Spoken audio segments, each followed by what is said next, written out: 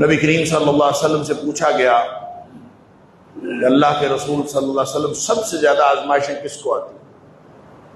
اللہ اکبر۔